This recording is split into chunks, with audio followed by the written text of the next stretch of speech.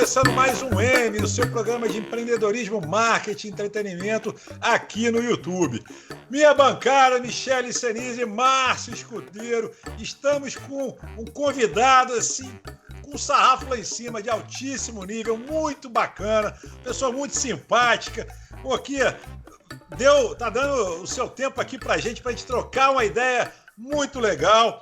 Sérgio Bocaiúva, carioca, botafoguense, bom, ninguém é perfeito, né? A gente elogiou, agora tem que dar também, falar real, tocar real. É sócio e CEO da Usaflex. Seja muito bem-vindo, Sérgio.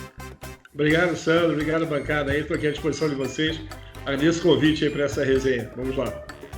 Legal. Então vamos começar com o nosso momento YouTube, que é aquele momento que a gente tá no manual, que a gente pede para que você do outro lado da telinha nos prestigie, com seu like, faça seus comentários, enfim, vou deixar minha bancada fazer essa parte, senão daqui a pouco eu mesmo faço o momento. Por favor, meus amigos, me ajudem aí. Vai lá, Michele, vou deixar você falar com os nossos não convidados, quer dizer, não inscritos. Convidados sempre são, Deixa eu os falar não porque inscritos. você faz malcriação. Deixa que eu falo. Gente, vou pedir para vocês que chegaram até aqui que se inscrevam no canal, porque a gente já fez um monte de entrevista bacana, ainda tem aí um monte de gente muito boa para conversar. Então vale muito a pena se inscrever no canal e de preferência ativar o sininho para vocês receberem a notificação de quando subir uma entrevista nova e não perder nada, assim. Sempre são papos muito leves e muito descontraídos, mas com muito valor, com muito ensinamento. Então vale a pena vocês se inscreverem. Isso aí, viu? Isso aí. Muito bem. Sim.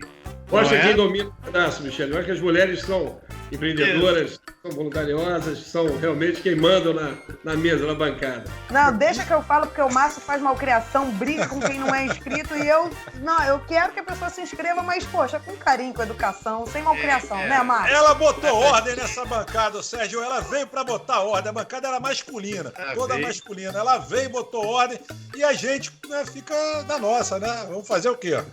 Você falou. Manda quem pode, obedece quem tem juízo. Mas enfim, para você do outro lado da telinha, propomos análises e reflexões sempre com muito conteúdo e bom humor.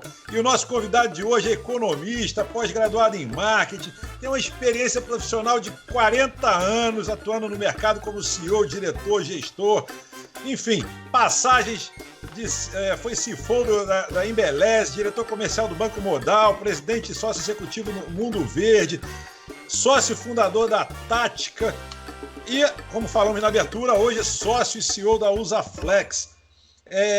Paralelamente atuava, aí eu não sei porque a gente apurou, mas não cheguei à informação correta, como professor de estratégia de empresas no MBA de gestão comercial da PUC-Rio.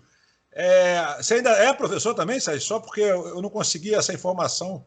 Sim, Sandro, me dá muito prazer. Eu acho que chega um momento da vida que a gente tem que se doar um pouco, né? Então eu olho para essa minha visão como professor, um momento de eu estar me doando um pouco, e olhando para o futuro, quando eu parar de trabalhar como executivo, né? Como sócio executivo. Então, realmente poder perpetuar um pouco mais, estender um pouco mais a minha vida ativa, vamos dizer assim. Então, não somente hoje eu dou aula nesse curso do IAG, de Estratégia de Empresas, como também estou ajudando a curadoria da PUC, do Conselho da PUC do IAG, no sentido da abertura de novos cursos, quer dizer, foi aberto agora o curso de franquia, e tem outros cursos que estão sendo criados, então estou sempre lá presente, tentando ser multifacetado, multifuncional, tentando arrumar um espaço para me dedicar às pessoas. Uma Legal. mente inquieta. Eu também leciono, acho que é muito importante a gente poder contribuir de alguma forma, né, para as futuras gerações. Bom, tem uma coisa aqui muito legal, que como o Sérgio, ele hoje é CEO e sócio da Usaflex, uma empresa líder no setor de calçados femininos de conforto no Brasil. E aí vem uma pergunta que entre os objetivos, né, aliás, objetivos arrojados, eu destaquei 2. Acelerar o crescimento da operação duplicando o mercado de multimarcas no Brasil e no exterior. E o segundo, criação da operação de franquias com previsão de abertura de 340 unidades no período de 6 anos. Sérgio, pergunta que não quer calar, né? Essa pandemia pegou todo mundo de surpresa. Esses objetivos aqui pré-traçados, eu não sei acredito que foi pré-pandemia, continuam sendo os mesmos? Sim, na realidade, quando a gente, dando um passo atrás, quando a gente vai fazer um investimento, a gente tem uma preocupação muito grande em buscar ativos que tenham possibilidade de crescimento orgânico, com potencial mínimo de crescer 3 vezes no prazo de 5 a 7 anos. Tá? Então, no caso da Usaflex, ela não explorava o canal de franquias. A gente modelou na nossa entrada isso em novembro de 2016, a possibilidade de abertura de um potencial de 340 lojas naquele instante. Hoje nós já ultrapassamos o número de 400 lojas previstas. Tá? Nós vimos uma caminhada de abertura de 80 lojas ano. Esse ano, apesar da pandemia, nós vamos abrir mais 20, 25 lojas. Tá? Isso falando do Brasil. E no exterior, nós não tínhamos nenhuma previsão de abertura de lojas. Já estamos com 20 lojas e deveremos chegar a 100 ou 200 lojas a mais do que essas 400 lojas do Brasil. Né? Quando a gente fala a nível de multimarca, que as empresas estava e está presente em 7.500 pontos de venda, porém o mercado, a gente mapeou 27 mil pontos de venda, ou seja, então teria um potencial aí ainda a ser atingido de 20 mil pontos. A gente entende que a gente poderá estar presente em mais 10 mil pontos de venda. Já estamos com toda uma estratégia montada esse ano para irmos com mais agressividade nesse mercado. É claro, Sandro, que a gente não sabe no pós-pandemia qual será esse full potential em abertura de lojas, principalmente na multimarca. Até eu acho que a gente terá um fechamento de alguns pontos de venda, o que vão acabar impulsionando a abertura de mais franquias, tá? Porque o canal de franquias, eu consigo obter o controle total da operação, do sell-out, e ter realmente mais informações do consumidor. E as nossas franquias são muito saudáveis, né? A gente, ano passado, a gente ganhou como a empresa mais rentável no Brasil, no mercado de franquias, né? A gente vem conquistando vários prêmios, quer dizer, de excelência da BF, Great Place to Work, quer dizer. Então, a gente realmente tem uma operação muito diferenciada, onde a gente consegue oferecer um produto de valor agregado e com bastante diferencial competitivo e com propósito. Acho que isso é muito importante para qualquer marca. É verdade. É que esse é um mercado que tem players poderosos também, né? Você briga assim com alguns players que eu não sei como é que, no caso da concorrência, enfim, mas que foi pego, né? Eu acho que muita gente foi pego. Não sei vocês aí da Usaflex, mas senti um pouco o tranco da pandemia, né? Não, o tranco sim. É claro que a gente está com a operação paralisada desde março, né? Desde a segunda quinzena de março. Quer dizer, o mercado está basicamente fechado. Eu tive 70% das lojas franqueadas reabertas, onde eu tenho controle de sell-out. No caso de multimarca, o mercado ainda continua muito estável. Nós tomamos 2 medidas muito duras. A primeira, nós modelamos uma extensão da crise, então acabamos afastando 814 colaboradores, que representavam 25% da minha capacidade produtiva. Eu tinha até então 3.200 colaboradores. Então, isso é uma medida dura, mas necessária, né, para a saudabilidade da operação, vamos dizer assim. Bem como eu tomei uma segunda medida muito dura, que foi não faturar 64 milhões de reais naquele momento, né? Então, eu acabei represando essa mercadoria. A gente não trabalha make to stock, quer dizer, eu não produzo para estoque, eu trabalho contra a ordem, tá, de pedido. Uhum. Então, a gente acabou represando. Agora, de toda forma, Sandro, eu ratifico isso. Quando você tem uma marca com muita força, e aí, um pouco diferente do que você colocou, eu tenho várias marcas de calçados no Brasil. Sim, isso é uma verdade, né? Mas eu só tenho uma marca que é líder, que tem 70% do share de conforto, que é a Usaflex. Eu sou líder mundial em conforto. E esse foi o principal pilar de aquisição da companhia. Quando a gente olha para um deal, para uma operação, uma oportunidade, a gente olha vendo qual é o diferencial competitivo. No caso do Mundo Verde, a gente percebia lá em 2009, quer dizer, já um avanço no wellness no mundo inteiro. A gente verificava que tinha uma oportunidade enorme, era uma empresa familiar, de expansão. Então, a gente saiu de 120 lojas para quase 400 lojas. No caso da Usaflex, a gente verificou a oportunidade não somente de explorarmos esse canal de franquias e também e-commerce, que foi criado sob a nossa gestão, e expansão do mercado internacional, que era muito incipiente, como também a gente verificou o seguinte, e aí dando sustentação, Michele, as mulheres cada vez buscam mais o seu empoderamento. Tá? E o fato do conforto, ele traz esse empoderamento para a mulher. Então, nós tínhamos aqui mais de 75% do nosso público-alvo calcado em mulheres acima de 40 anos, e através das franquias eu já consegui ampliar esse meu público e oferecer produtos com mais design e com mais moda, de forma que eu estou capturando também fortemente mulheres até 25 anos. Tá? Ou seja, ampliei minha faixa de atuação e o único gargalo que tenho hoje entre 25 e 40. Por quê? Porque eu brinco que são as mulheres mal resolvidas, né? Que quando colocam o sapato Usaflex, ainda mistificadas no passado, como o calçado da vovó, elas têm muito receio de serem compatibilizadas com mulheres mal amadas ou mal identificadas. Tá? Então, aí é um problema de comunicação e um problema de ajuste técnico do mix dentro da loja. Então, a gente está trabalhando de como reagrupar melhor os produtos das lojas para não haver esse conflito de identidade. Por quê? Porque a jovem, ela não está preocupada com qualquer estigma da marca, ela quer conforto. Então, mas esse sapato de uma senhora, eu falei, não importa, eu quero conforto para meus pés. Tá? E quando eu falo para uma mulher acima de 40 anos, já também, porque já é o target. Agora, aquela mulher que não se resolveu, ela tem um problema de comportamento com a marca. Então, a gente está trabalhando para poder resolver isso e cada vez mais trazermos produtos com mais moda e com mais estilo, sem perdermos o pilar de conforto. Então, eu diria para você que no mercado brasileiro tem muitos fabricantes, sim, mas de conforto, particularmente, só tem o Zaflex e o segundo player, acho que ele tem, talvez, 15% do nosso potencial de share, entendeu? Entendi. Eu queria falar exatamente sobre isso que você abordou agora. Assim, eu sou uma usuária de Zaflex, eu sou produtora de eventos, né? Trabalho com organização de eventos, são muitas horas em pé, às vezes 12 horas num dia, então o conforto para a gente é fundamental. Então, assim, o sapato que eu uso em geral para trabalhar, para fazer um evento, para atuar lá na ponta, é o Zaflex. Olha, só dizendo que isso não foi combinado, para quem está do outro lado da telinha aí, não combinamos nada. Não foi. Pergunta nem esse depoimento, viu? A gente nem passa as perguntas para o entrevistado, gente. É tudo na hora. Não tem absolutamente Michele, mas você é jovem, Michele, né? Desculpe fazer essa indelicadeza. Qual a sua idade? Não é indelicadeza nenhuma, de nenhuma forma. Eu tenho 36. Então, você tem 36 anos. E você é bem resolvida porque você falou aqui em off que você é casada, entendeu? Sim. E você usa o sapato pela praticidade do conforto, então uma questão de emprego. Quer dizer, você trabalha com eventos, então você, de fato, você busca ter o maior conforto possível. Mas não é o normal da faixa dos nossos consumidores por essa rejeição da identidade da imagem do passado. Assim, eu vejo o trabalho de vocês de um reposicionamento. E o que eu posso dizer é que esse trabalho vem sendo bem sucedido, porque eu, quando soube que ia conversar com você, quis conversar com meus grupos de amigas no WhatsApp e perguntar o que elas achavam da marca. E assim, em grande maioria elas falam do conforto, elas não falam mais de ser um calçado para o público mais velho. Então, assim, o trabalho está em andamento, né? O trabalho está acontecendo.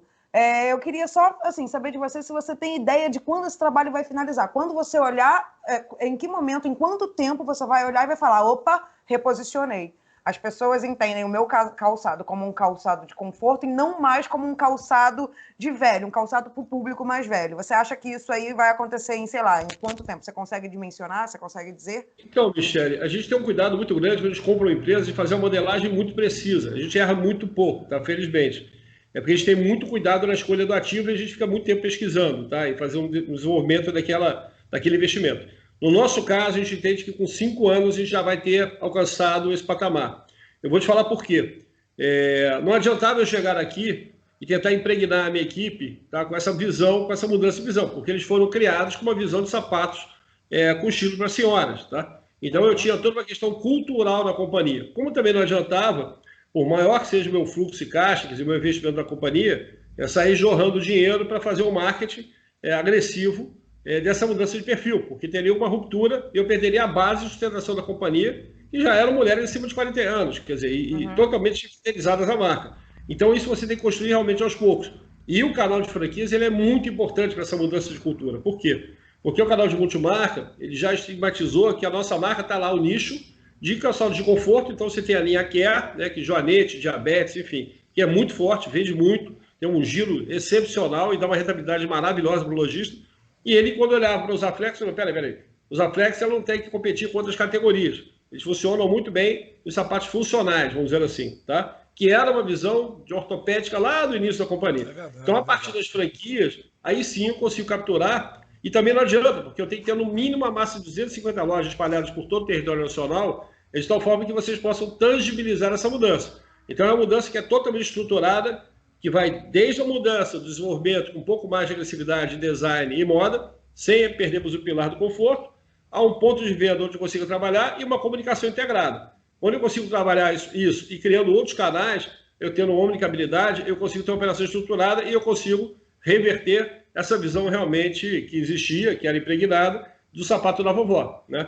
Então, e é muito interessante, Michele, porque quando eu vou dar palestra, ou quando eu dou aula na PUC, o diferencial da minha aula, porque eu apresento exatamente todo o processo de investimento, de mudança e de entrega, entendeu? Então a turma consegue participar, decidindo inclusive se ela investiria ou não, eu dou liberdade para eles. E eu mostro os sapatos, aí eu sou um pouco propositivo, eu mostro os sapatos mais feios que a companhia tinha, que de fato são os campeões de venda, tá? E as pessoas falam assim, pô, eu não compraria nunca esse lixo. Mas falou, exatamente aí que tem uma enorme oportunidade, né? Então, por quê? Porque eu não vou perder essa categoria, né? E vou trazer, e vou conquistar um novo público, e vou abranger um share muito maior. Esse é o nosso desafio, que a gente está tendo bastante sucesso. Só para vocês terem uma ideia, só de 18 para 19, a gente aumentou em 56% o EBITDA da companhia. Tá? A empresa já triplicou de tamanho no prazo de 3 anos, tá? Em valor de mercado. Tá? Então, e a gente ainda tem muito para fazer, mas eu diria para você que o prazo mínimo para essa mudança são 5 anos. Tá? Não tem quem faça uma mágica antes de 5 anos. A gente viu um processo desse, de sucesso, né, que foi com as Havaianas. Eu lembro da campanha que o Chico Anísio fazia, né, não desbota, não solta cheiro. E daquilo para o que a Havaianas se tornou hoje, é uma coisa completamente diferente. O público é completamente diferente. Completamente diferente. A Havaianas atingiu também o mercado mundial. Foi uma coisa super interessante para mostrar que é possível, sim. Na verdade, as pessoas elas têm essa capacidade de mudar o mindset, né? E o teu desafio, além desse aí, que eu acho que... Nossa, são poucas as vezes que a gente vê êxito. Isso, de fato, também é uma verdade. Quer dizer, eu peguei aqui um exemplo de sucesso, mas a gente tem muitos outros aí fracassos totais nesse sentido. Mas tem um outro desafio que eu queria te perguntar, que é justamente por causa dessa mudança de comportamento que a gente imagina que alguma vá se perpetuar com relação à pandemia, que é justamente as pessoas experimentarem, né? A gente estava conversando aí, estava num outro papo, falando das lojas de roupa e dessa coisa de manusear a roupa, quanto é que isso hoje está em xeque. E como é que vocês estão pensando justamente o ato que é tão comum e, na verdade, eu não consigo me imaginar comprando um sapato sem experimentar. Como é que funciona isso? Vocês estão pensando em soluções? Existe já um planejamento nesse sentido? Isso é um problema? Olá, Márcio, na realidade... Já comprei, mas só daquelas marcas que eu já estou acostumado, né? Então, se eu tenho uma marca... Não uma nova experiência. Exatamente, Então, o que é importante ponderar é o seguinte, eu acho que a pandemia, o que ela vai trazer, ou vai deixar aqui de experiência, é, de fato, acelerar, impulsionar o acesso de pessoas que não tinham o hábito de comprarem por medo, principalmente pessoas mais idosas, por uma necessidade básica, até para alimentação, né? Então, as pessoas realmente, infelizmente, as pessoas têm mais acesso a recursos e com melhor grau de instrução, realmente estão se cuidando um pouco mais dessa pandemia. Aqueles que têm necessidade estão se expondo um pouco mais. Então, com isso, a gente acredita que haverá um incremento de 50% dessa base. Quer dizer, os Estados Unidos tinham 10% das vendas, né, com e-commerce, o Brasil 4% das vendas totais. A gente entende que o que aconteceria em 5, 10 anos vai acontecer em 2 anos. Quer dizer, então, a gente vai chegar a 6, 6,5% muito rapidamente na participação Brasil, e o mercado americano vai chegar a 15%, talvez, quer dizer, dentro do mesmo parâmetro. Mas o que muda, Márcio, sendo muito sincero com você, eu acho que essa questão da prova é muito circunstancial, muito curto prazo. Quer dizer, eu entendo que rapidamente já não haverá, e só para você ter uma ideia, apesar do nosso e-commerce ser muito jovem, né, ter 1 ano e meio de vida, a gente está crescendo 300%. Tá? Então, muito mais provocado pelo fechamento, porque tem uma questão, eu brinco que eu sou especialista em mulheres, né? Minha esposa adora quando eu falo isso, né? Porque eu trabalhei com cosméticos, eu peguei a Embeleze, que era uma empresa que faturava 90 milhões, levei ela a faturar 420 milhões, teve uma oferta pela L'Oréal, ele não quis vender, depois do Daniel Jesus, que era muito menor, acabou vendendo a ANL. Né? A minha especialização é de aceleração de empresas. Tá? É claro que de 10 anos para cá eu venho fazendo aquisições e participando como sócio. Até então eu era executivo. Mas eu sempre, na minha carreira inteira, posso falar depois um pouco aqui, eu sempre reestruturei empresas e acelerei todas as empresas que eu passei. Essa é a minha especialidade. Agora, de toda forma, eu acho que as pessoas são muito carentes. Por que eu falo isso, que eu brinquei negócio de mulheres? Eu estudo muito a mulher, né? Desde pelo Mundo Verde, que era muito mais de wellness, a Embeleze, que era cabelo, né, cosméticos, a Usaflex, que é calçados. E as pessoas são muito carentes, Márcio. Então, assim, o mercado físico, ele nunca vai deixar de ser predominante, porque você está aí nos Estados Unidos, né? Você pega a Quinta Avenida. A Quinta Avenida está com várias lojas fechadas pré-pandemia.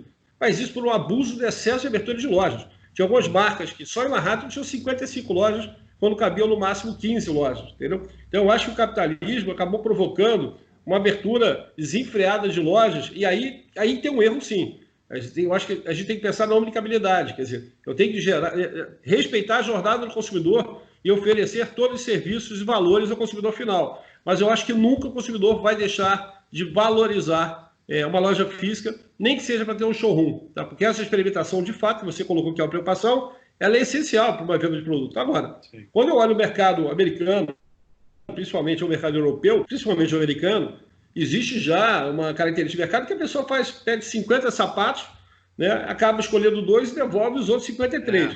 No mercado brasileiro, por uma questão de logística e cultura, isso não acontece.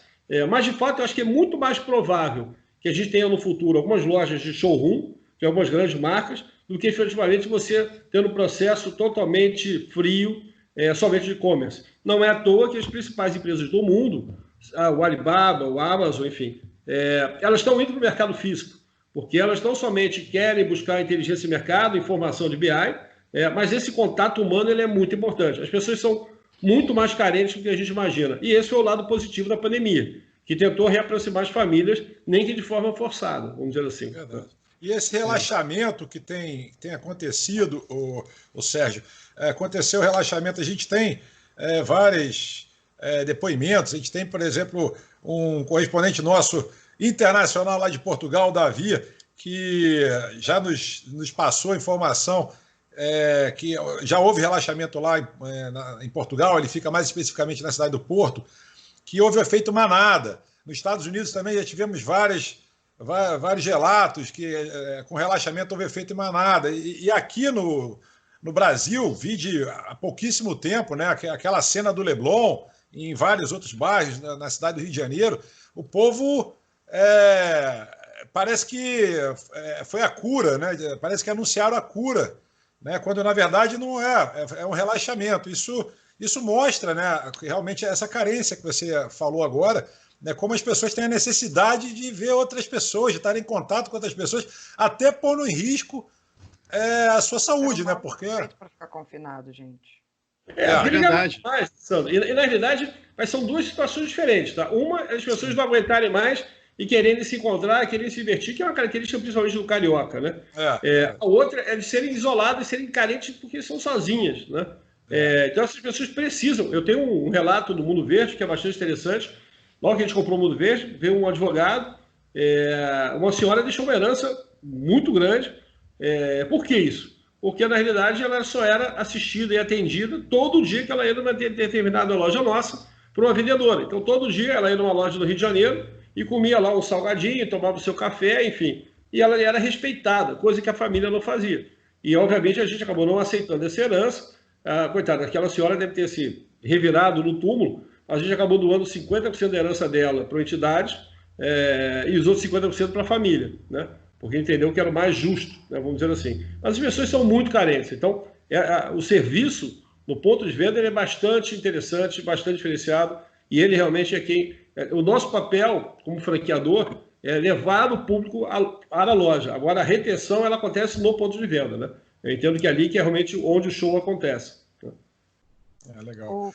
Posso fazer Diga, Michele. Sim, por favor. Eu normalmente aqui na bancada sou a pessoa que gosta de fazer as perguntas de cunho pessoal, assim, sobre a pessoa, né? Não só sobre negócio. Aberto, Michele.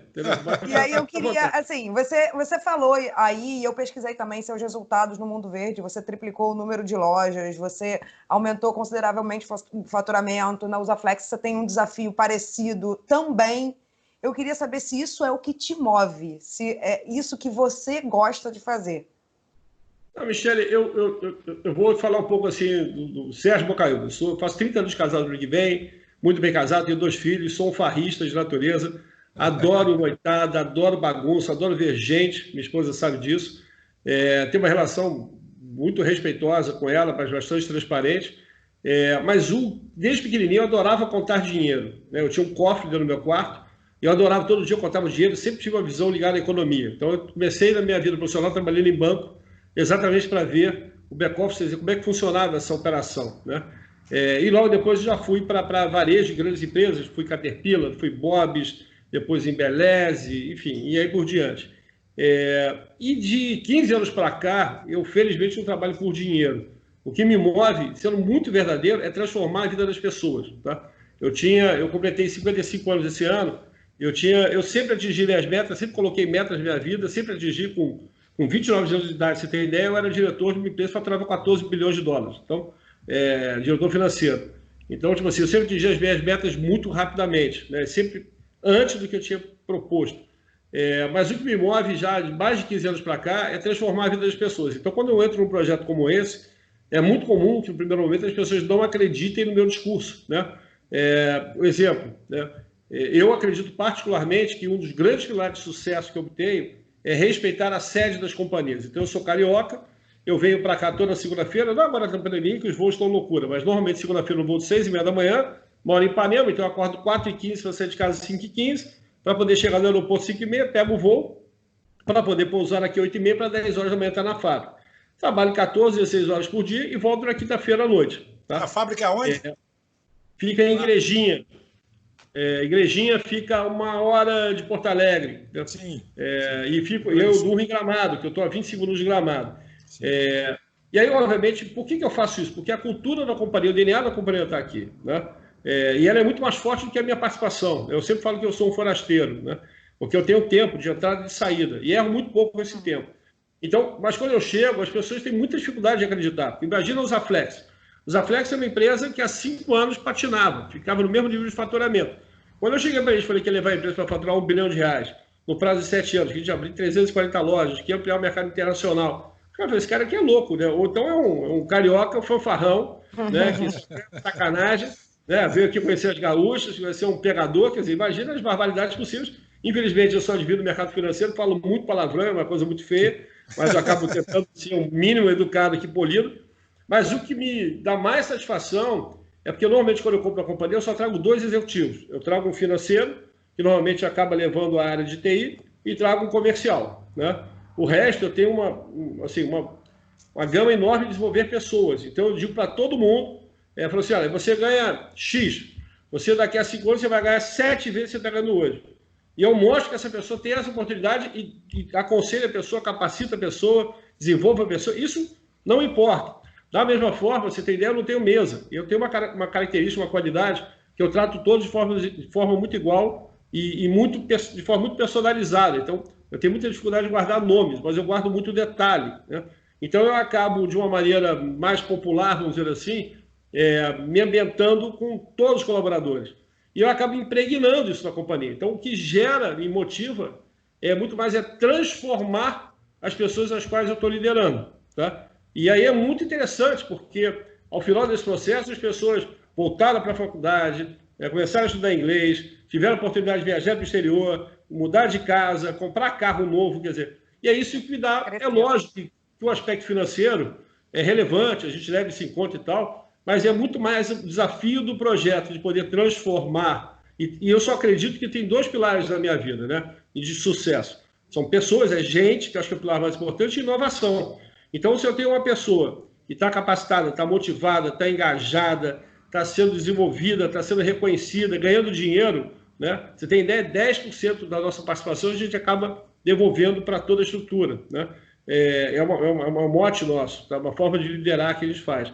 E ao mesmo tempo com inovação. Então, eu tenho que ter inovação em tudo que eu faço. Eu tenho que ser diferente, né? E tenho que provocar. Então, quando esses 2 pilares funcionam bem, o resultado vem. E o resultado, obviamente, é muito dinheiro, né? Muito dinheiro. Então, todo mundo que trabalha comigo ganha muito dinheiro. Eu tenho pessoas aqui na companhia que já aumentaram 200% de salário em 3 anos. 200% de salário. Tá? E aí, por que eu faço essa transformação? Porque eu sou bonzinho? Porque eu estou pegando a pessoa? Não. Porque eu chego para a pessoa e falo o seguinte: olha, você está numa função. Exemplo aqui, tá? De marketing. A pessoa, quando eu entrei aqui, ganhava R$ 2.500. Que talvez para a região seja um salário razoável. Eu falei, olha, para uma função como a sua, eu quero pagar entre 12 e 16 mil. Tá? Então, essa pessoa hoje já está ganhando R$ 8.500. Eu chego para ela e falo assim, olha, eu quero te pagar 16 mil reais. Mas para pagar 16 mil reais, você tem que me fazer entrega X, Y, Z. Então, ela já voltou para fazer um novo curso de pós-graduação, já está estudando inglês, mas já teve a oportunidade para o exterior. Quer dizer, então, essa transformação que me motiva. Né? E não é à toa que nós somos a única empresa calçadista com Great Place to Work, né, no Brasil. E após a nossa entrada, porque até então não existia, que é um fato raro. Tá? E o mesmo transformação aconteceu no Mundo Verde. No Mundo Verde a gente foi um case lá de Oxford, se não me engano, das 5 empresas do Brasil que mais cresceram após a entrada de private equity, sem mudar a cultura da companhia. E isso se dá por essa minha loucura de sempre eu tenho que me deslocar. Né? No caso do Mundo Verde, só para você entender, eu sou carioca, Mundo Verde é em Petrópolis. No primeiro momento eu falei, pô, vou trazer a sede para cá. Né? Depois eu percebi, tanto pelo fluxo, o tráfego, a missão do Mundo Verde era a qualidade de vida. Como é que eu ia gerar uma qualidade de vida terrível para os colaboradores na chegada no Rio de Janeiro e na saída do Rio de Janeiro? Então, mantive a sede de Petrópolis e foi um sucesso. Entendeu? Então, eu acho que são pilares muito importantes de administração moderna e dar chance a todos crescerem, né? Ou todos falarem comigo. Entendeu? Eu li sobre uma resposta um pouco longa, mas eu acho que é importante para tematizar. Sensacional a resposta. Eu li sobre isso no seu perfil, sobre o quanto você evita buscar as pessoas no mercado, né? O quanto você valoriza o crescimento e desenvolvimento do seu colaborador, de quem já está na casa, né? Sim. Não, e eu me dedico assim totalmente. Michele, você tem ideia? O meu cartão de visita tem meu celular da companhia, né? Eu atendo qualquer pessoa, eu não durmo dia nenhum sem dar retorno para todas as pessoas, né? Eu efetivamente dou mentoria para todo mundo que pede, entendeu? Então, a minha esposa fala que eu sou louco, né? E viajo com a minha família, tenho a minha rede de vôlei em Ipanema, que é uma vida normal, entendeu? Eu sou super ativo, né? Eu brinco que eu nunca usei droga, de fato nunca usei. E bebo só socialmente, se nem tomo café, porque se eu tomar café eu não durmo. Eu sou hiperativo, né? Então, mas dá tempo, né? A gente vai envelhecendo, o corpo vai começando a reagir um pouco, mas eu acho que dá tempo para fazer tudo. Então, eu tinha projetado a minha vida, pra você ter ideia, parar de trabalhar com 55 anos. Tá? E me dedicar só a ações sociais, que eu já me dedico há muitos anos. Tá? Mas eu percebi que, através das empresas, eu consigo impactar muito mais gente. Por exemplo, aqui no caso de Igrejinha, a gente é o maior patrocinador da Oktoberfest. A Oktoberfest é a segunda maior Oktober do Brasil, só que é a número 1 e uma das principais do mundo a nível de assistencialismo. Então, através desse patrocínio, do que eu consigo promover, eu acabo impactando muito mais gente do que se fosse fazer a curadoria de algum grupo social, entendeu? Então, isso é um aprendizado, a gente vai aprendendo, né? Enfim, vai se desenvolvendo na curva do tempo. Então, agora eu já estendi para 65 anos, entendeu? A minha vida última como empresário, né? Muito bom. Gente, deixa eu... para a gente só tomar uma água rapidamente, a gente chegou mais ou menos na metade da entrevista, atender a audiência. A audiência nos manda aqui vários posts, é o momento que a gente conversa com a audiência, Sérgio, é bem rapidinho. O hype da internet é política, vamos tentar evitar esse assunto, como a gente... essa polarização braba aí, mas tem algumas coisas interessantes aqui que a nossa audiência nos enviou. Por exemplo... eu separei aqui e me perdi. Aqui. Legal mesmo são as pessoas. Legal mesmo são as pessoas que não prometem nada, simplesmente vão lá e fazem. Isso é bem bacana. Outra aqui, ó. Essa aqui eu já conhecia. A Rita manda pra gente: as ideias se copiam, o talento jamais. O Armando: eu não chego atrasado, eu faço suspense. Essa é boa, eu vou adotar essa, eu gostei. Tem um aqui que o pessoal manda, volta e meia eles mandam pra gente. Isso aqui enfim, eu vou ler, mas já várias pessoas mandaram pra gente. É uma pergunta, pessoal, alguém que já leu a Constituição inteira pode me dizer se o STF mata o Brasil no final e foge com a OAB? Aí já estamos entrando um pouco na política, mas isso eles mandam o tempo inteiro.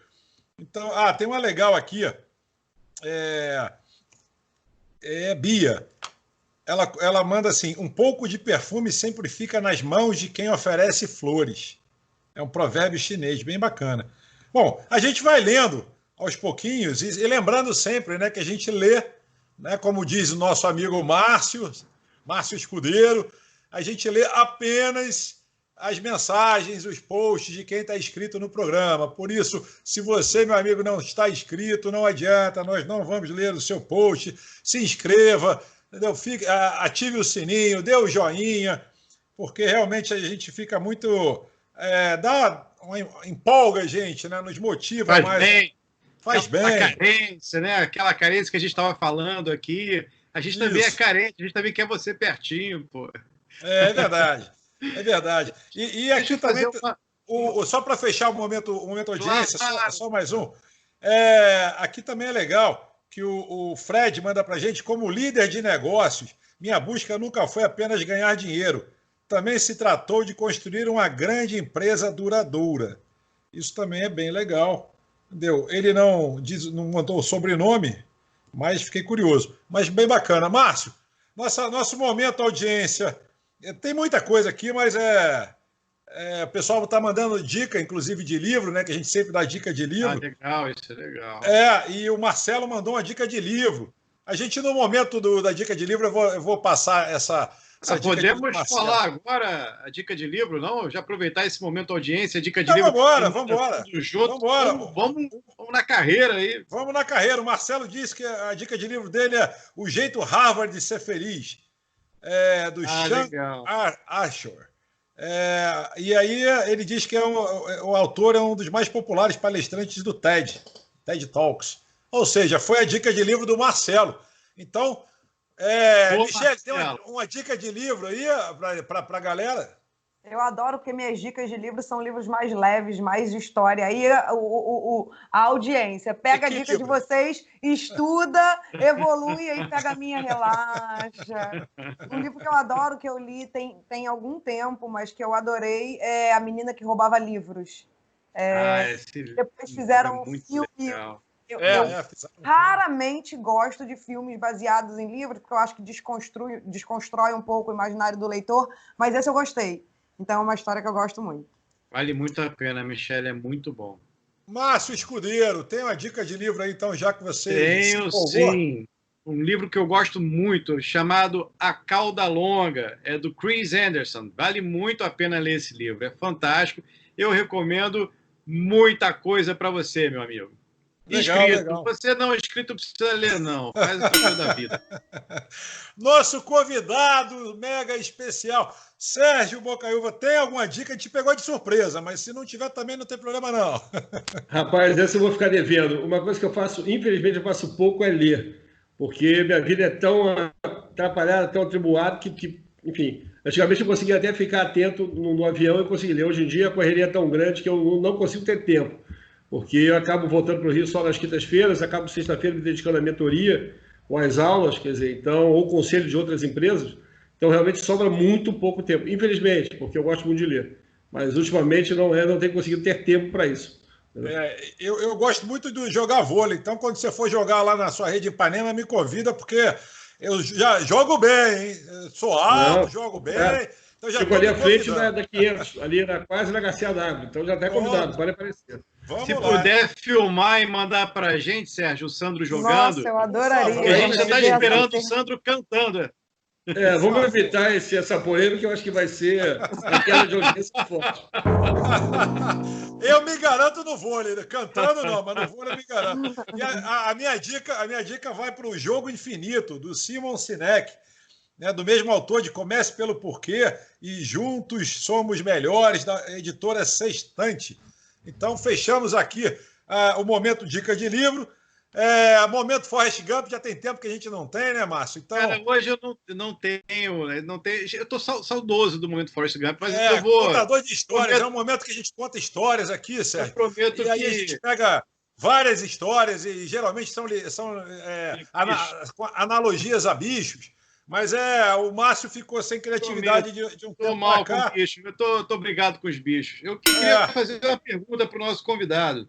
Porque ele falou que muita gente não acredita nessa...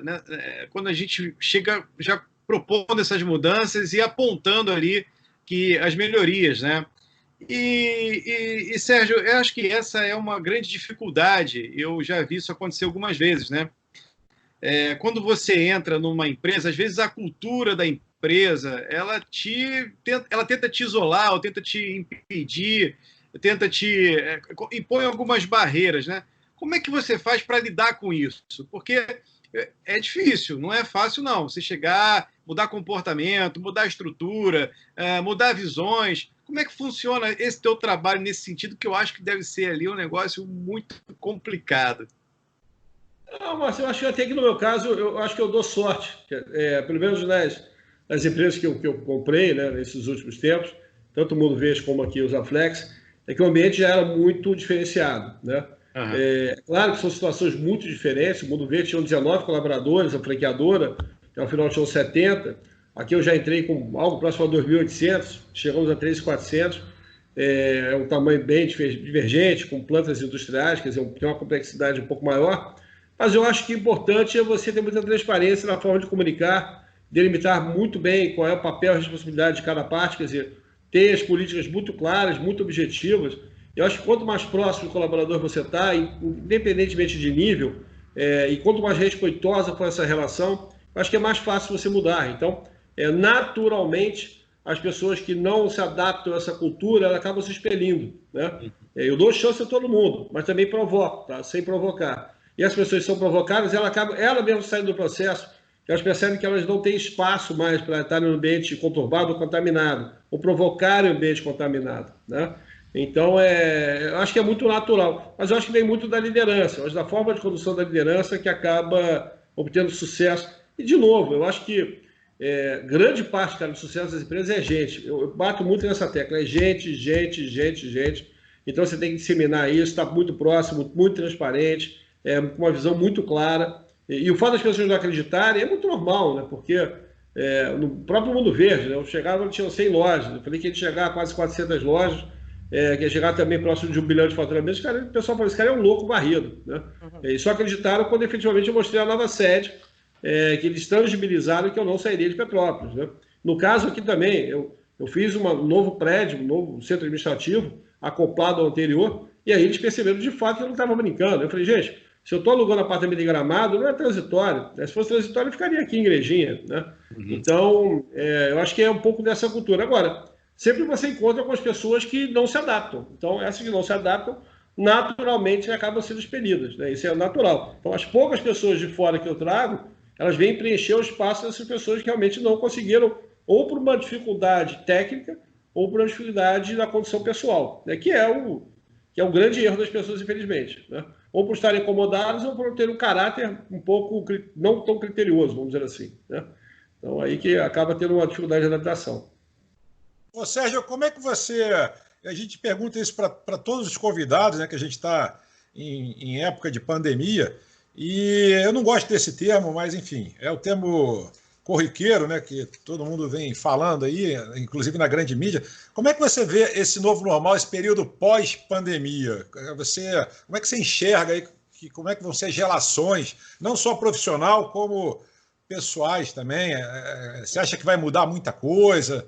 Ou a gente, de fato, está passando por um momento e depois as coisas voltam ao seu antigo normal? Eu acho que volta tudo no normal. Com relação ao canal de vendas, a gente já falou um pouco aqui do processo de aceleração digital. Agora, o que eu acho que quando você olha para o mercado, haverá uma mudança de hábitos, né? Eu acho que está mais do que comprovado, a gente está aqui nesse evento, que as reuniões digitais serão usualmente utilizadas, né? Eu acho que as companhias aéreas, no tocante à questão empresarial, vão sofrer muito. Eu acho que também aquelas locações, né, de imóveis comerciais vão sofrer. A gente já tem aí várias comunicações de grandes corporações que vão desmobilizar talvez 50% das suas instalações, que está mais do que comprovado que o home office funciona bem. Então, nesse aspecto, sim. No aspecto de relação intercompany, eu acho que gerou-se uma maior proximidade das relações de maior transparência. Então, no nosso caso, eu tinha um contas a pagar muito pequeno, a gente honrou 100%, mas, sem dúvida, a gente percebe uma aproximação muito maior com os fornecedores. Os fornecedores tentarem ser muito mais relevantes numa relação de parceria muito mais transparente do que existia antes, né? Até para se manterem, tá? E, de fato, Márcio, é o seguinte, quando você, que é o nosso caso, você tem governança, você tem transparência, as pessoas acabam tentando se aglutinar, se aproximar do líder, né? Então, isso é muito natural. Então, no tocante às relações familiares, aí sim, eu acho que as pessoas vão se dar um pouco mais de valor, porque perceberam que eu acho que foi uma grande chance, uma grande experiência das pessoas estarem mais próximas das suas famílias, né? Eu vou te dar um exemplo. Eu viajo muito. Meu filho agora está morando nos Estados Unidos, minha filha acabou de entrar para a PUC, mas, de fato, quando eu estou em casa, tirando as horas das refeições, ou quando a gente sai para algum evento na rua, eles ficam muito acomodados dentro dos seus ambientes, microambientes, dos seus quartos, enfim. Quando a gente faz uma viagem, eu adoro viajar com eles, né? De férias ou o que seja, é o momento que eu estou mais próximo deles, de fato. Então, eu acho que o que a pandemia trouxe de bom é essa maior proximidade. Algum tempo, eu não sei há quanto tempo, eu não ficava 2 meses e meio com a minha família, né? Então, porque normalmente minhas viagens são de 20, 25 dias, 15 dias. Então, acho que a pandemia reaproximou as pessoas, e eu acho que a pós-pandemia vai reaproximar mais ainda os amigos. Eles vão dar mais valor às amizades. Eu acho que isso aí é um lado... E a natureza também que agradece uma barbaridade, né? Eu estou vendo o seu fundo aí, Sandro, não sei se é o Rio de Janeiro, enfim, eu não sei onde é que você se encontra, mas eu sou uma pessoa que eu gosto muito de natureza, e a gente percebe que a natureza como um todo está muito feliz, né, com essa pandemia. Então, eu acho que isso mostrou também que rapidamente a natureza reage positivamente se todos respeitarem, né? Então, eu acho que espero que traga um ensinamento aí para a população mundial nesse sentido. Sérgio, eu estou na Barra da Tijuca, Rio de Janeiro, onde eu moro e trabalho, mas eu costumo dizer que a pandemia não afastou os amigos, ela selecionou os amigos, né? Ela está selecionando. Então, eu acho que tem esse lado, né? Legal também, porque eu vi uma pergunta no outro dia, não sei qual plataforma, dizendo que nessa pandemia, quantas pessoas te ligaram, procuraram para saber de você? Isso gerou, acho que foi até no LinkedIn, que o LinkedIn está se Facebook, como é que fala isso? Facebookizando, sei lá como é que fala isso, mas está se tornando um Facebook, né? Está cada vez menos corporativo e mais, enfim, e mais pessoal. Mas essa pergunta me chamou a atenção, de quantos amigos se preocuparam em saber como você está nessa pandemia, né? Então é importante, a gente está falando de relações humanas. E tem uma outra aqui também, aproveitando, que o Leão botou assim, tá sumido, hein? Aí ele responde, não estou sumido, você que não percebeu que o meu foco mudou. Agora, assim, a gente discute muito, a gente conversou aqui também com várias pessoas, uma delas até propôs, né, que acha que não vai, esse home office, ele vai ter um caráter mais de flex office, né?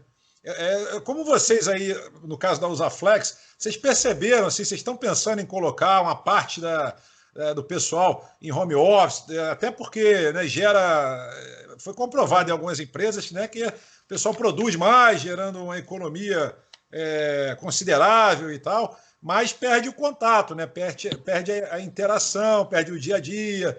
Enfim, tem suas vantagens, tem suas desvantagens. Como é que você está enxergando isso aí, Sérgio? Você pretende adotar o home office? Não, a gente talvez será um pouco mais flexível, quer dizer, das pessoas que desejarem ter de não virem aqui por alguma razão, trabalharem de casa, mas isso a gente sempre foi, mas eu acho que agora só será intensificado nesse sentido. Agora, a gente faz muito showroom, né? Então, o que a gente está percebendo é que alguns showrooms, principalmente para franquias, eles poderão não ser mais presenciais, né? Poderão ser totalmente digitais, o que vai gerar uma economia de escala muito grande, porque tem todo o deslocamento dos franqueados, tem todo o serviço de locação em alguns estados, ou efetivamente também de transporte dos nossos colaboradores, né? Todo do catering que é feito, enfim, toda uma infraestrutura que é montada. Eu acho que com isso a gente terá uma redução de custos não somente da companhia, como também dos nossos franqueados.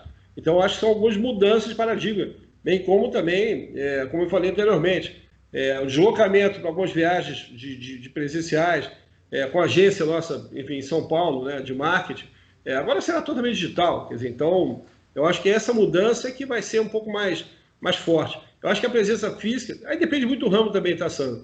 Algumas atividades eu acho que permitem mais, se dão mais desenvolvedores de front, de sites, quer dizer. Então, esses, teoricamente, não teriam que estar mais aqui, poderiam estar dentro de casa. Então, você tem toda uma tabulação de entrega. Eu acho que depende muito do setor. Mas eu acho que, de fato, haverá um impulsionamento nesse sentido. Agora, deixar bem claro, né? A gente sabe que o home office funcionou bem, mas nem sempre é mais produtivo, né? Depende muito das condições que a pessoa consegue ter dentro de casa, né? Porque a gente viu situações muito engraçadas. Recentemente, o Pochá, né? Vocês viram aquela live dele, com bolos, quer dizer, a mulher dele passou pelada atrás. Já passamos por isso aqui, Sérgio. Já passamos por isso aqui. Tem situações grotescas, né? Ainda bem que era o Pochá que levou na brincadeira, porque realmente é constrangedora a situação, né? Mas, enfim. Mas eu acho que até nesse sentido, as pessoas entenderam que o novo normal é você estar numa live, mesmo empresarial, e o seu filho te chamar, o cachorro latir, quer dizer. Antigamente, você desvalorizava se isso acontecesse, né? Você falou, pô, mas o cara está mentindo, o cara está em casa. Eu acho que hoje é o contrário, as pessoas até humanizam e respeitam essa situação. Tem verdade, né? Sim, tem verdade, exatamente. É o que as pessoas buscam, né, Michele? Quando eu falo dessa carência, eu vou dar um exemplo muito rápido para vocês, tá? A gente também aqui, a gente tenta fazer as coisas direito, mas no saque, do Reclame Aqui é segundo lugar nacional, tá? A gente é muito bem pontuado, tá? E aí o que aconteceu? Recentemente teve uma cliente que teve algum problema. Vou te dar 2 casos. Uma primeira, que ela teve uma compra e aí teve um problema no correio, teve um atraso e tal. E aí tinha o áudio dela reclamando, xingando, aquela coisa natural, né, do mal-estar. E aí minha equipe fez um vídeo simples, caseiro, tá, de toda a equipe do Saque para ela, de forma muito emocional. E aí depois, muito interessante, que ela falou assim, olha, há muito tempo eu não sou tão respeitada e com um tratamento tão humanizado como o de vocês. Pô, poderiam mandar para mim os cartões, fizeram vários cartões para ela e tal, aí mandaram, obviamente mandamos com flores, ela ganhou outro presente. Ela falou, cara, eu já era fã de vocês, apesar de ter ficado aborrecida, agora sou mais fã ainda. E outro dia, eu estava em casa, uma consumidora que me conhecia em alguma palestra, deve ter entrado no LinkedIn, pegou meu celular, ligou para mim numa sexta-feira, o Dia das Mães era domingo, falou assim, olha, cara, desculpa te ligar, é 9h45 da noite, mas eu estou com um problema seríssimo. Eu fiz uma compra no seu e-commerce, eu acabei tendo um erro, eu comprei 3 sapatos, 2 eram para minha mãe, eu mandei todos virem para minha casa. Quando eu fui ligar para o saque, né, eu não consegui falar que o saque já estava fora da hora de expediente. Quando eu fui falar no dia seguinte, acho que algo deu errado, porque os sapatos todos chegaram à minha casa. Mas o que aconteceu? É que, na realidade, houve um erro de comunicação do saque na resposta a ela online, porque o produto já tinha sido expedido. E aí, eu, na hora, imediatamente liguei para a minha gerente do e-commerce, isso na sexta-feira, de novo, 9h45 da noite. Ela buscou, dentro do suporte que ela tinha de sistemas, quais eram aquelas lojas de franquias que a gente tem o controle de estoque, né? Que tinham os produtos, ela não localizou na proximidade, que tinha que ser loja no Rio de Janeiro. Ainda tem, no meio da pandemia, o problema de ter lojas fechadas, né? Naquele momento, a grande maioria das lojas fechadas. E aí, o que a gente fez? Ligamos para ela, dissemos que ia mandar um cartão para a mãe dela, porque a mãe dela ficava em São Paulo, com um buquê gigantesco de flores, mas que em 3 dias depois do Dia das Mães, os sapatos chegariam. E assim foi feito. Então, olha como é que a gente consegue encantar com atitude simples, Sandro. Quer dizer, primeiro que ela ligou para mim, eu não fui um CEO babaca. Quer dizer, eu atendi ela, respeitando ela com respeito a qualquer pessoa. E falei, em 5 minutos, alguém vai te ligar. Ou eu ou a minha gerente de e-commerce. Eu liguei para a minha gerente, em 5 minutos a minha gerente ligou para ela, se aprofundou no que ela havia explicado para mim, porque eu realmente não sabia os procedimentos operacionais, né? E aí, prontamente, quer dizer, em menos de meia hora, a gente já tinha comprado as flores, feito o cartão e resolvido o problema dela. Quer dizer, então, isso é respeito ao consumidor. Né? O primeiro passo disso, para mim, é o não se conformar com o não. E são poucas as pessoas que têm esse perfil no mercado, porque, em geral, a gente lida com pessoas que a gente leva um problema e a pessoa vai falar, poxa, mas são 9h45 da noite de uma sexta-feira e o Dia das Mães já é domingo, não tem o que eu possa fazer por você. E essas mentes que se posicionam de que sempre tem alguma coisa que eu tenha, que eu possa fazer por você, ainda que eu não consiga te entregar o que você busca, eu posso te abraçar de uma outra maneira, é o que é o diferencial, assim. É o que eu, por exemplo, nos meus eventos busco entregar, busco fazer, gente, sempre tem alguma coisa que dá para fazer. Se, sei lá, numa festa um convidado me pede um carregador de celular e eu só de Android, eu só tenho iPhone, eu sempre tenho um outro caminho para buscar, para atender de alguma maneira aquele convidado. Ainda editor, que eu não consiga o carregador... Momento merchan para Michele Senise. Não, é verdade. Coloca aqui o momento merchan dela, que também é bacana, porque só o Márcio fica fazendo momento merchan. Vamos aproveitar o momento merchan da... Não, até curiosidade, né? Quero dizer Michele, você faz evento de que no Rio? Eu faço evento social, evento corporativo, né? Eu cuido de casamento, de festa, de 15 anos. Mas, assim, o que eu quero dizer é que ainda que eu não tenha o carregador dela, eu posso descobrir que ela precisa do carregador para carregar o celular e para pedir um Uber. Então, eu posso pedir um Uber para ela e eu resolvo o problema dela da mesma maneira. Então, é não se conformar com não. Isso é o que a gente precisa em geral aí no mercado. Os seus 2 exemplos, Sérgio, agora com o da Michele. Bom, eu trabalho na área de comunicação e marketing, eu acho fantástico um CEO atender diretamente o consumidor final, dar esse carinho. É uma experiência que é o que todo público, né? O público quer, todo consumidor quer, é uma experiência boa. Né? E nada melhor, hoje está se falando muito em buzz marketing, né? Que é o marketing boca a boca. Pô, né, uma pessoa dessa, o que aconteceu com essas 2 senhoras aí, com certeza fidelizou a marca. Foi um negócio espetacular. Amigos também, porque ela conta para os amigos. A gente participa das feiras de franquias, né? E toda a minha vida profissional, e obviamente na Usaflex não é diferente, Eu brinco, quando chega uma pessoa que não é seu franqueado, eu sempre falo assim, cara, eu conheço, modesta parte, todos os franqueadores do Brasil, os grandes franqueadores, né? Porque eu fui um dos fundadores da franquia, da ABF no Brasil, aquela coisa toda. Eu falei, olha, eu vou te fazer uma aposta. Quantos estandes você vai que o presidente estará em todos os dias, com no mínimo mais 2 diretores e dando o seu telefone pessoal? O que eu quero dizer com isso? Se você vier se tornar um franqueado, é claro que você tem o seu gerente de atendimento, você tem um diretor da área do setor de franquias, né? Você tem um diretor comercial acima dele, mas você pode me ligar a hora que você quiser. É claro que se você ligar para falar bobagem, na segunda ligação, na terceira, eu vou ser um pouco delicado com você agora. Eu vou estar sempre disponível para lhe atender. Então, essa transparência, e eu sou duro, tá? Eu não sou uma pessoa tão boazinha às vezes, porque eu cobro resultado, né? Deixar bem claro, né? E a pessoa percebe isso muito rapidamente, porque muitas vezes ele quer ser amigo do rei, mas para ficar tentar roubar fofoca, roubar informação, então eu digo, meu irmão, o meu tempo é caro. Se for para ligar para falar bobagem, me liga à noite, cara, não tem problema nenhum, eu vou te dar atenção, né? Agora, no momento de trabalho, não dá para perder tempo, né? Então, tipo assim, eu acabo educando também, mas isso é muito importante. E eu acabo fechando, quer dizer, fechando o seguinte, assinando o contrato com muita gente com esse discurso, porque eles percebem, e normalmente, quando eu estou no stand, eu faço o primeiro atendimento, né, porque normalmente as mesas estão cheias, e depois eu falo, agora você vai falar com um especialista para te explicar no detalhe, no pormenor, porque tem algumas coisas que eu não estou tão atualizado, porque a gente tem uma empresa grande, tem várias fábricas, tem mercado internacional, tem multimarca, tem alguns detalhes que eu talvez possa fugir aqui, eu te dou sempre um overview, mas o detalhe técnico tem um especialista que vai lhe atender, né? Então, isso eu acho que é... Da mesma maneira, quando eu faço integração, eu sempre capacito, inclusive, os estagiários, porque às vezes, tanto o diretor da área como o gerente ou assistente não pode, o estagiário tem que estar preparado para dar o mesmo serviço do diretor. Entendeu? E aí é bom, porque não somente o estagiário se sente valorizado, mas o que eu falo para o franqueado? Cara, a verdade é que tem um estagiário ali que você pode perguntar qualquer coisa, e ele vai falar a mesma coisa que o diretor ia falar. Então, mostra que a empresa ela é totalmente alinhada, quer dizer, não tem um discurso diferenciado, né? E isso é um pouco da transparência, né? Então, enfim, eu acho que a maneira é o jeito de ser. Eu acho que sim, e não pode ser diferente. Eu acho que o mundo inteiro é isso, né? Eu queria te fazer uma pergunta dentro do que a gente está conversando. A gente já falou no programa algumas vezes, mas é que as coisas erradas acontecem. Quer dizer, existem problemas com pessoas e com empresas e com produtos e com serviços, né? É algo natural.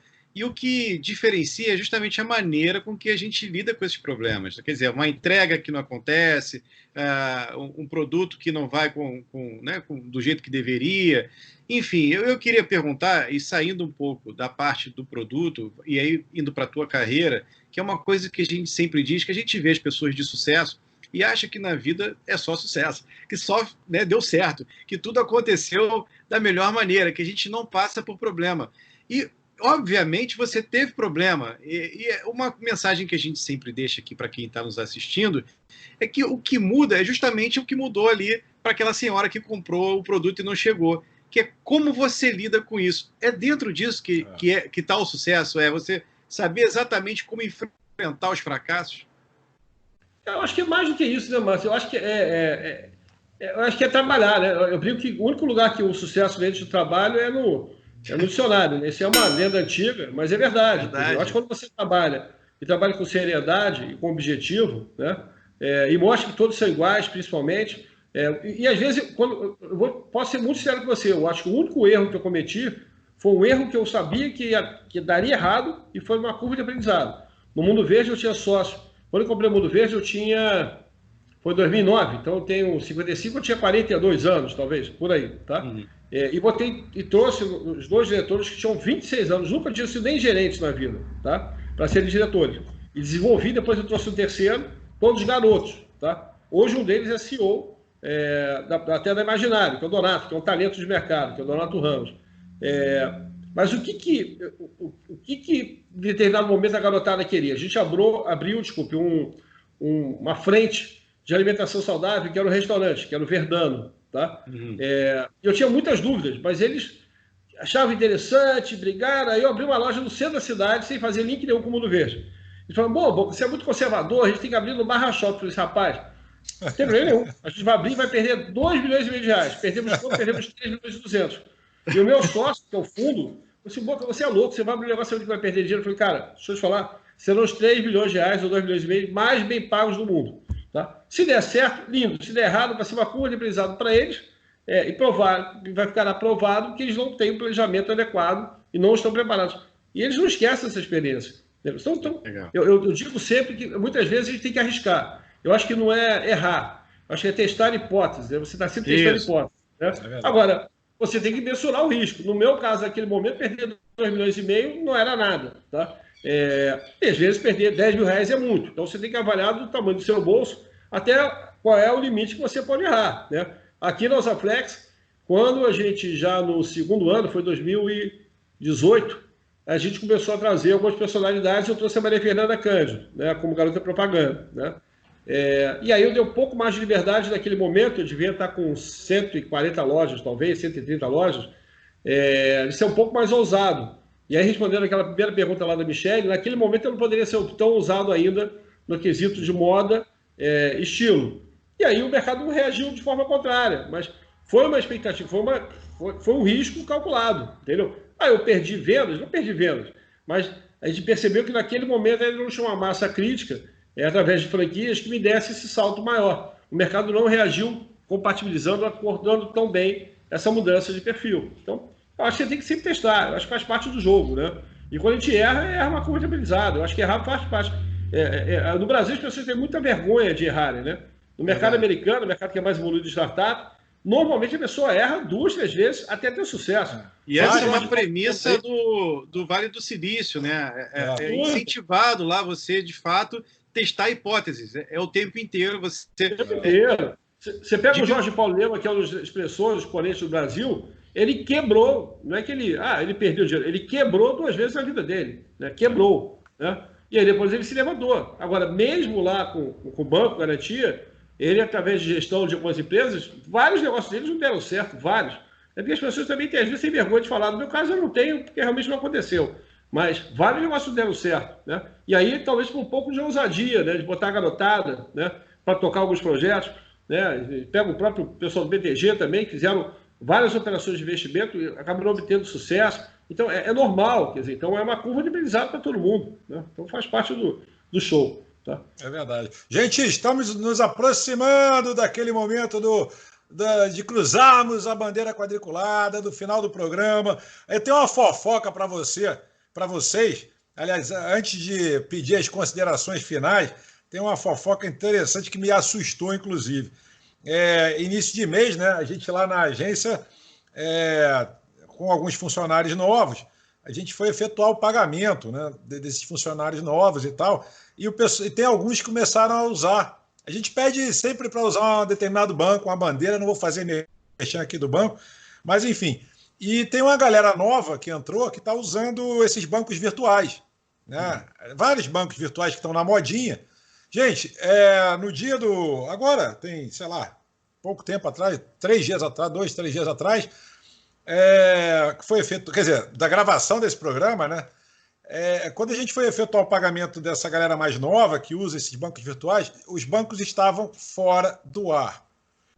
Isso foi assustador, principalmente para eles, porque quando eles estão fora do ar, você não tem a presença física, você não tem atendimento físico, você não tem um local físico, você não tem nada. Fora do ar, abraço. Então eu fiquei assustado com isso, eu fico imaginando. No caso deles, não, porque estão começando, são mais... deve ter pouca grana ali, é mais estagiário e tal, mas você imagina uma pessoa que tem um volume maior de dinheiro, né, num banco desse, e o banco de repente fica 24 horas fora do ar. Entendeu? É um negócio assustador. Eu não estou fazendo campanha contra, não, eu só fiquei assustado, estou relatando só, fazendo aqui uma pequena fofoca entre nós aqui, entre amigos e batendo papo assim, mas eu me assustei com isso, porque eu fiquei pensando, imagina se é o meu caso, minha grana está lá e o banco sai do ar. Você precisa pagar os funcionários, né? Tu imagina um negócio desse? Eu fiquei muito assustado. Como é que vai explicar para os funcionários, olha, eu não vou te pagar hoje porque o banco... Pois só não, é um negócio assustador. Então tem determinados segmentos que eu ainda prefiro, eu também sou conservador, eu prefiro ter uma agência, eu prefiro ver o gerente, eu prefiro ter alguém humano me atenda, né? Uma pessoa humana me atenda, e não uma gravação que, enfim... não quero verticalizar tanto, não, porque senão eu vou acabar esculachando e daqui a pouco eu falo até o nome do banco, mas deixa pra lá. Vamos para as considerações finais. Só quero dizer que me assustou muito. E dizer também para você, meu amigo Márcio Escudeiro, que fica sempre brincando com a minha idade, falando dos meus cabelos, minha barba branca e meus cabelos brancos, que depois de uma certa idade somos igual a Fusca. O que vale é o estado de conservação e não o ano de fabricação, meu amigo. Muito bom. Então, fica me zoando, mas você vai ter já os cabelos brancos também. Bom, vamos deixar o nosso convidado por último, que também tem cabelos brancos. Bate ali comigo ali na idade, é conterrâneo de idade.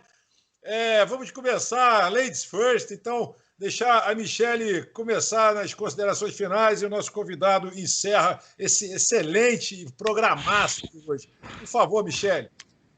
Sérgio, quero agradecer seu tempo, você se disponibilizou a vir aqui, bater esse papo. A gente preza muito que seja um papo, assim, do jeito que foi. Informal, leve, mas cheio de conteúdo, cheio de lição, cheio de aprendizado, onde aí a nossa audiência possa absorver, crescer, evoluir.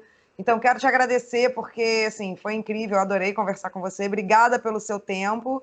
E pedir para a galera que assistiu essa entrevista toda, chegou até o final, chegou até aqui, não tem por que não se inscrever, porque ainda tem um monte de entrevista boa aí pela frente. Obrigada mais uma vez, Sérgio. Obrigada. Prazer.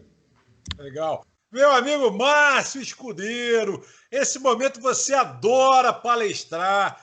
A gente sabe que você gosta de começar a contar a história das pirâmides do Egito, para chegar até agora, mas vamos ser sucintos e estouramos 6 minutos o programa. Então, por favor. Vou explicar para o Sérgio que esse é o momento onde a gente se solta. Esse momento que o Sérgio, que o Sandro pede para a gente ser sucinto, a gente pode falar da vida, né? Contar a história dos amigos, enfim. É o momento que a gente é feliz, é livre. Mas não é assim, não. Mas fica esperto aí, qualquer coisa, corta o Márcio. Eu quero agradecer a presença do nosso convidado, foi realmente sensacional.